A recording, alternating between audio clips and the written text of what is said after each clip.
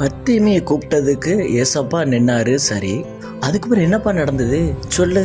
அப்ப ஏசப்பா நின்னார் இல்லையா, நின்று பர்த்திமேயா அழைத்தார் இல்லையா. அழைத்த உடனே பர்த்திமேயு என்பவர் ஆண்டவரிடத்துல வந்தாராம். வந்த உடனே ஏசப்பா அவரை பார்த்து கேட்டாராம், உனக்கு நான் என்னப்பா பண்ணணும் அப்படின்னு கேட்டாராம். ஏசப்பாவுக்கு இவர் பார்வை இல்லாமல் இருப்பது தெரியாம இல்லை. ஆனாலும் ஆண்டவர் கேட்கிறார், நான் உனக்கு என்ன செய்யணும்ப்பா அப்படின்னு.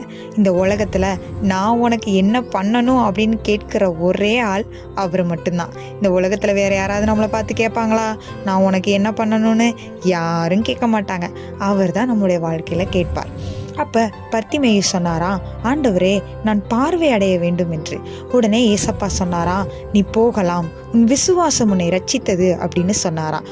உடனே அவர் பார்வை அடைந்தாராம். அவருடைய நம்பிக்கை, அவருடைய விசுவாசம் அவரை பார்வையடைய பண்ணிச்சான். பார்வை அடைந்த உடனே பர்த்திமேயு என்ன பண்ணாரு தெரியுமா? ஏசப்பாவை விட்டுட்டு போயிடலையாம். என்ன செஞ்சாராம்?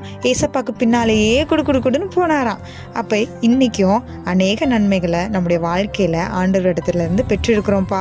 நம்மளும் அவரை பின்தொடர்ந்து போகும்போது இதுவரைக்கும் நமக்கு நன்மை செய்தவர் இனியும் நன்மை செய்வார்ப்பா.